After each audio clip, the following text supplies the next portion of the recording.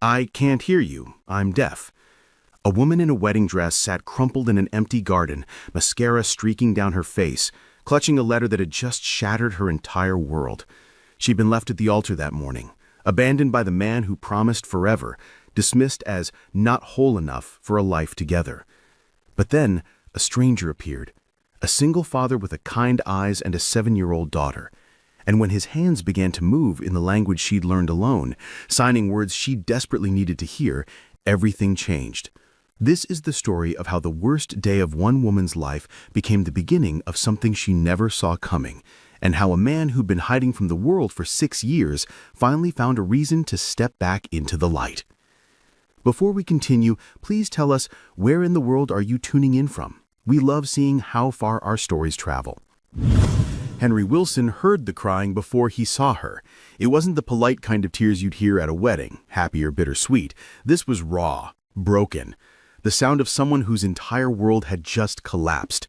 He'd been walking through the church gardens with his daughter Rain, leaving the colleague's wedding they just attended. It was the first wedding he'd been to in 6 years, and honestly, it had been harder than he'd expected. Watching two people promise forever brought back memories he'd buried deep. But Rain had wanted to see the gardens, and he never said no to her. "Someone's sad, Daddy," Rain signed, her small hands moving with the fluency of someone who'd grown up bilingual. Henry hesitated. His protective instincts kicked in. Should he bring his 7-year-old daughter toward that kind of pain? But something in the sound pulled at him. He knew that kind of crying. He'd done it himself once. "Stay close to me, sweetheart." They followed the sound around a corner, past flowering bushes, until they reached a secluded area of the garden. And there she was. A woman in a wedding dress sat hunched on a stone bench, her long curly blonde hair falling loose from what had clearly been an elaborate style. The dress was beautiful, all lace and delicate beading, but she looked utterly destroyed. In her trembling hands, she clutched what looked like a letter and a check. Behind her, Henry could see the setup for a ceremony. White chairs in perfect rows, an archway wrapped in silk and roses. But there was no one here. No guests, no groom. Just this woman, alone in her wedding dress, sobbing like her heart had been ripped out. Henry's chest tightened. Something terrible has happened here. He approached slowly, not wanting to startle her. "Excuse me, are you all right?" The woman's head snapped up. Her face was blotchy from crying, makeup smeared, but even in her devastation, there was something striking about her. And then her eyes, a pain so deep it was almost familiar. She stared at him for a long moment, then her gaze dropped. Her hands moved shakily. "I can't hear you. I'm deaf." She was signing, and from the defeated way she did it, from the way her shoulders hunched as if waiting for him to leave, Henry understood. This wasn't just about losing her hearing. This was about being left because of it. His surprise must have shown on his face because she looked away, fresh tears spilling over. But then, Henry's hands began to move, fluid and natural. "I said, are you all right? Though I can see you're not." Her eyes widened, snapping back to him like she couldn't believe what she was seeing. "You know sign language?" "I teach it," Henry signed back. "I'm Henry Wilson." He gestured to Rain, who had moved to his side, her big eyes watching the crying woman with concern. "This is my daughter Rain." Rain waved shyly, then signed, "Why are you crying? Are you hurt?" The woman's face crumpled, but she managed a watery smile for the little girl. "My name is Allison, Allison Taylor, and yes, I'm hurt, but not the way you mean." Henry glanced at the empty wedding setup and at the letter in her hands, and a terrible understanding began to form. What happened? Allison looked down at the letter, her hands trembling. Then she looked back up at him, and something in her expression shifted. Maybe it was because he was signing. Maybe it was because he'd actually stopped to help. Or maybe she was just so broken that she had nothing left to lose. "My wedding was supposed to be today," she signed defeatedly. fresh tears streaming down her face. 3 hours earlier, Allison had stood in the bridal suite, staring at herself in the mirror. The dress fit perfectly. Her hair was done, makeup flawless. This was supposed to be it, the day she'd been waiting for, the day that would prove everything was going to be okay. 2 years. 2 years since the accident that changed everything. 2 years of learning to navigate a silent world. 2 years of physical therapy, doctor's appointments, and learning ASL. 2 years of waiting for her fiancé to fully show up for her the way he'd promised. But today was their fresh start. Today, they'd finally become husband and wife. A knock on the door. One of the bridesmaids poked her head in. Allison couldn't hear her, but she could read lips well enough now. Package for you. A gift, maybe? Something from her fiancé? Allison took the small box, her heart fluttering with anticipation. She opened it slowly, carefully. Inside was a letter and a check. Her hands began to shake before she even started reading.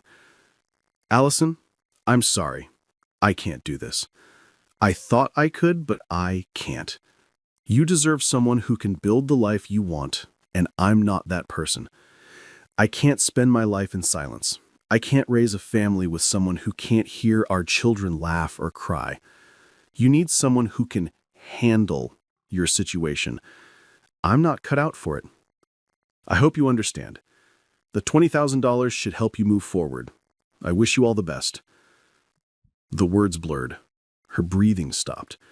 This couldn't be real. This couldn't be happening. Not today. Not like this. She read it again, hoping she'd misunderstood. But the words remained the same. Someone who can handle your situation. Not cut out for it. $20,000 should help. He was buying his way out, reducing 10 years of promises to a check. The room spun. Allison gripped the edge of the vanity, trying to breathe, trying to think. This was her wedding day. Guests were arriving. The ceremony was supposed to start in an hour, and her fiancé had just left her. Through text, through a letter and a check. Because she was deaf. The wedding was canceled. An announcement was made. Guests whispered and left, their eyes full of pity that made Allison want to disappear. She couldn't hear their voices, but she could see their faces, see the way they looked at her. Poor thing. I always wondered if he'd go through with it. Must be so hard for him. She'd fled to the garden, to the empty ceremony space that was supposed to hold her future, and she'd broken down completely. He left you, Henry signed, his expression somewhere between anger and heartbreak. On your wedding day. Allison nodded, unable to do anything else. Because you're deaf. Another nod. She held up the check with a bitter laugh. $20,000. That's what I'm worth, apparently. Compensation for, what did he say? Everything. Rain tugged on Henry's sleeve. That's mean, Daddy. That man is really mean. Yes, he is, Henry signed back to his daughter. Then to Allison. I'm so sorry. I can't imagine. He stopped himself. Because that wasn't quite true. He could imagine. He knew what it felt like when life pulled the rug out from under you, when the person you thought would be there forever suddenly wasn't. Can I sit? He asked. Allison gestured weakly to the bench. What did it matter? Her wedding was ruined. Her fiancé was gone. A stranger witnessing her humiliation couldn't make things worse. Henry sat down, maintaining a respectful distance. Rain climbed up beside him, her flower-patterned dress spreading around her. How long were you together? Henry asked. Since college, 10 years total. Allison's hands moved slowly, like each sign took effort. We got engaged 2 years ago, same night as the accident. Accident? Allison's face tightened. He was driving. We'd been celebrating the engagement. He'd been drinking. Said he was fine. I believed him. She looked away. He took a sharp turn and lost control. I don't remember much after that. Just waking up 3 days later in the hospital. Everything was muffled. Then it was silent. Henry felt his stomach drop. He was driving drunk, and you lost your hearing because of it? The doctors said it was temporary at first. Swelling, trauma to the inner ear. They were confident it would heal. Maybe surgery, maybe medication, maybe just time. So we postponed the wedding, waited for the good news. Her hands shook. But 6 months later, they said the auditory nerve was too damaged. Permanently. There was no cure. And what did he do? At first, he was there, guilty but present. He promised we'd figure it out together, that we'd learn ASL together. Allison's laugh was hollow. I started classes immediately.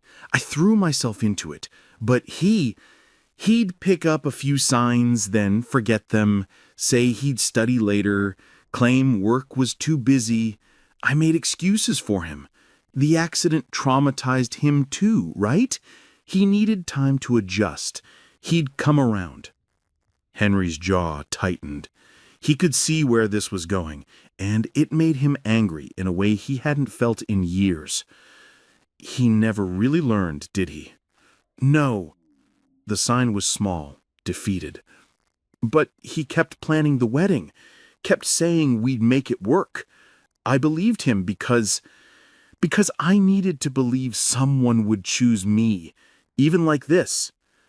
Rain, who had been watching quietly, suddenly signed, "You're not broken. Daddy says everyone has different ways of being in the world. Yours is just quiet." Allison's eyes filled with fresh tears, but this time there was something softer in them. "Your daddy sounds smart." "He is," Rain confirmed with the absolute certainty of a 7-year-old. "And he's really good at making pasta." Despite everything, Allison laughed. Actually laughed. The sound was rusty, unpracticed, but genuine. Henry watched her, this woman who'd been abandoned at her most vulnerable, who was still capable of laughing with a child she'd just met. Something shifted in his chest, something he hadn't felt in a long time. "You need to know something," he signed, his movements deliberate, making sure she caught every word. "You're not broken. You're not less than whole. Anyone who can't see that doesn't deserve you.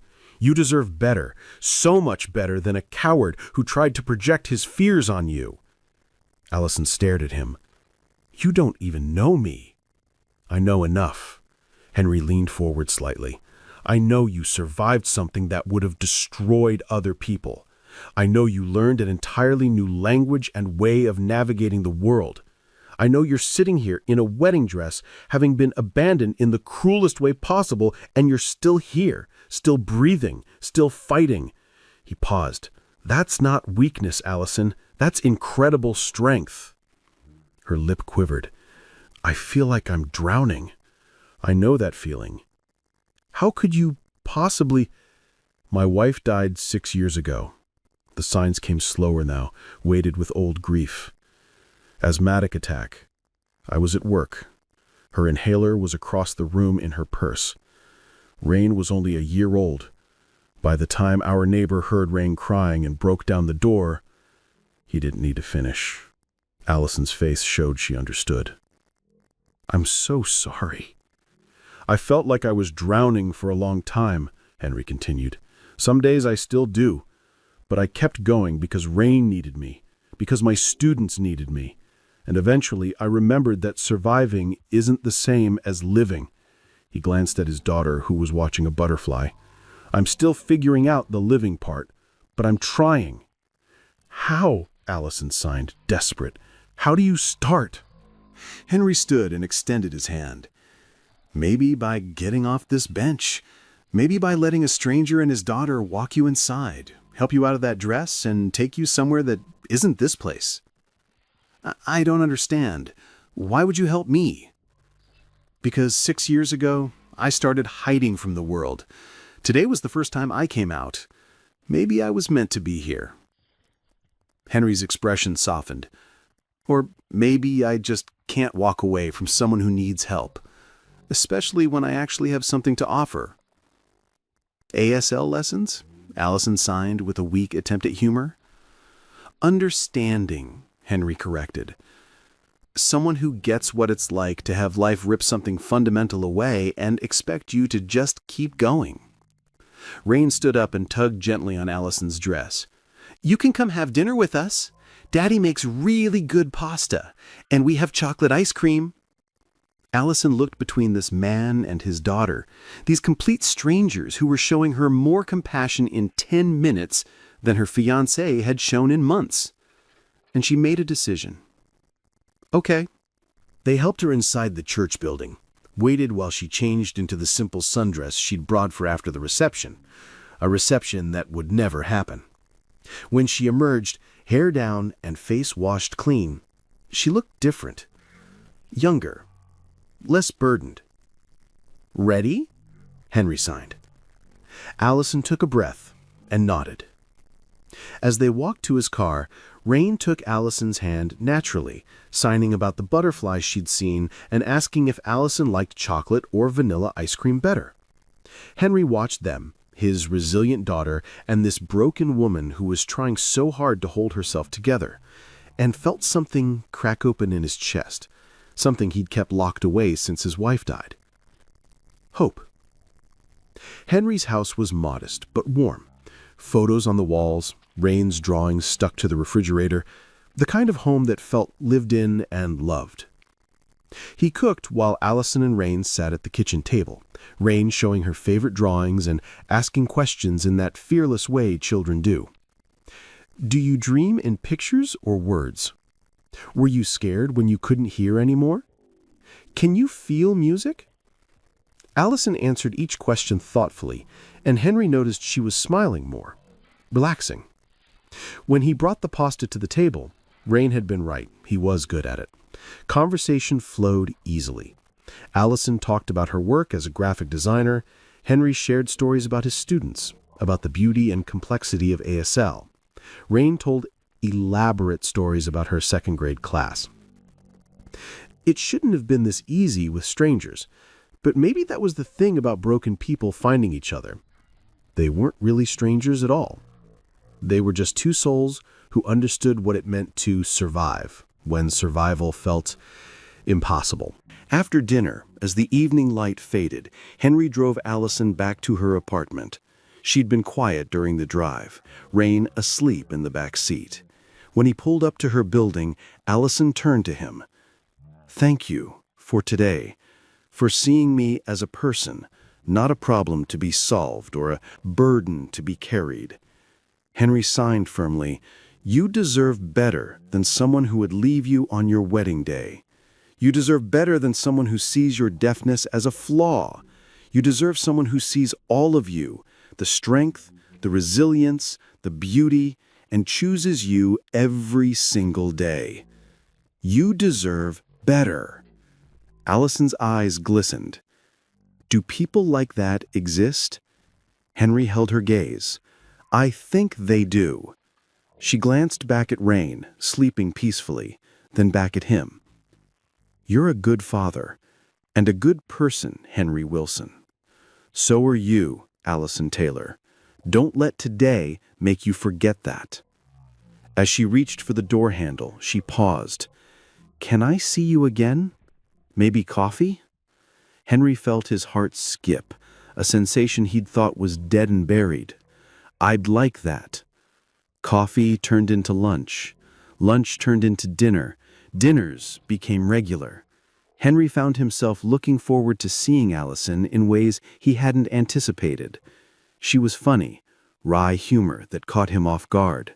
She was talented, showed him designs she had created, and he was genuinely impressed.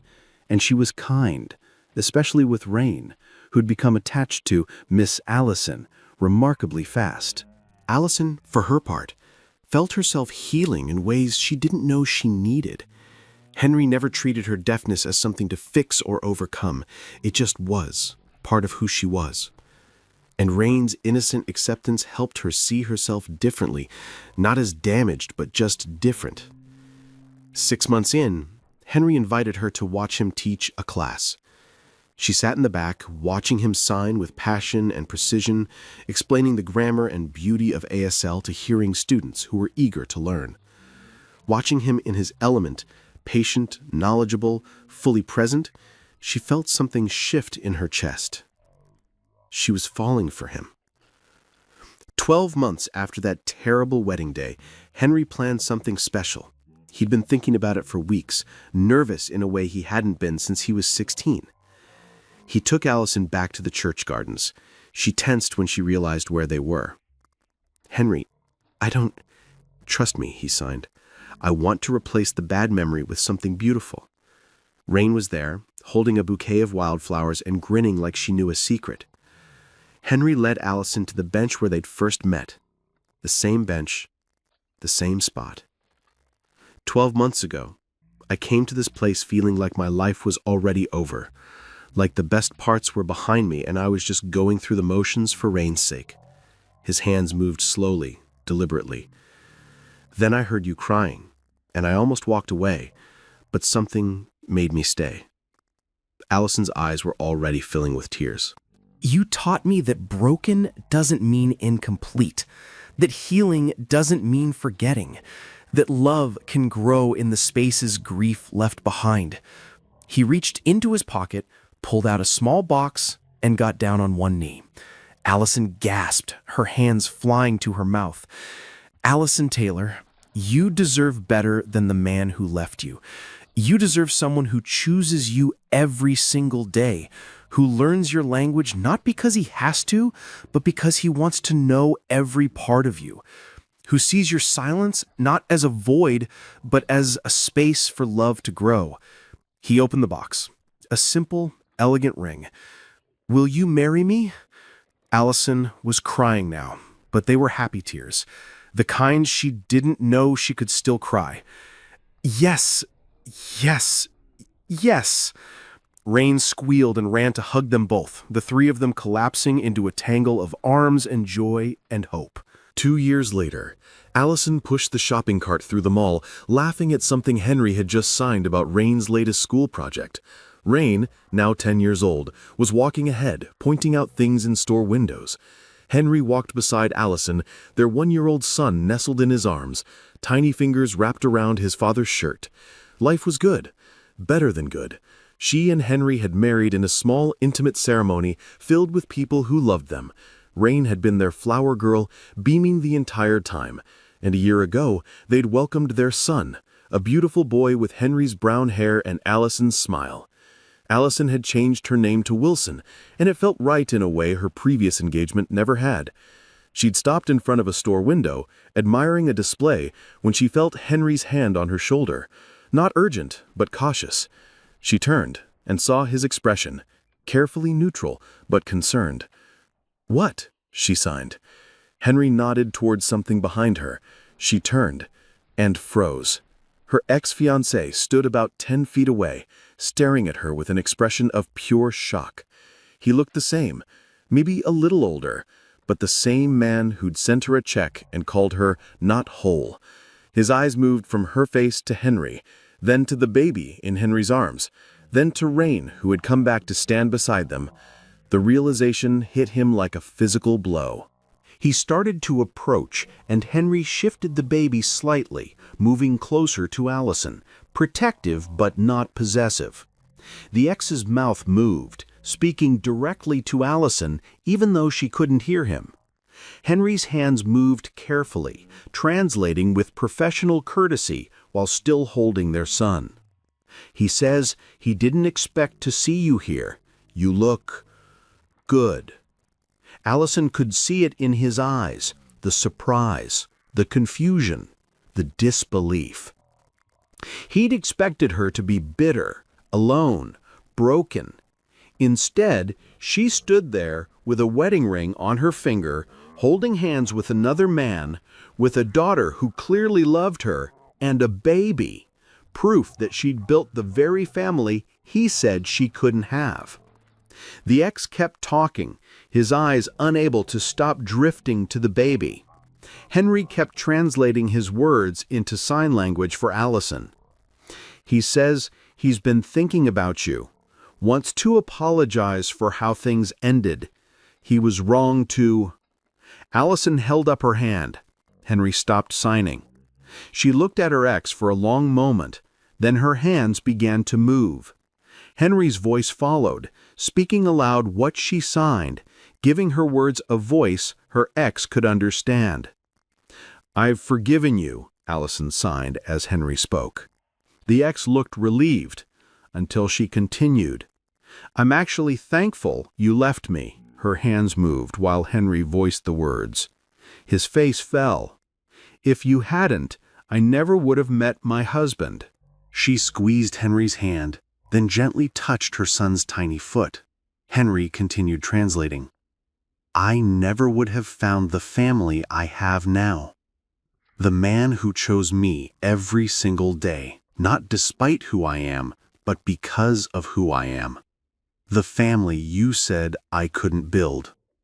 Rain signed to Allison, "I love you, Mom," and Allison's heart swelled. The ex watched bewildered, unable to understand what the child had said. Their baby cooed softly, reaching for Allison. She took him from Henry, holding him close, and the sight of it, mother and child, seemed to break something in her ex's expression. She looked back at him, her expression calm, mature, at peace. Her hands moved one final time as Henry gave voice to her words. "I hope you find what you're looking for. I already have." She turned, took Henry's hand and walked away, Rain on her other side. Their baby in her arms, a family. Her ex stood there, head bowed, the weight of what he threw away crushing him. She'd built everything he said was impossible, with someone else. And the bitter irony wasn't lost on him. He'd never bothered to learn her language, but her new husband had become her voice without hesitation.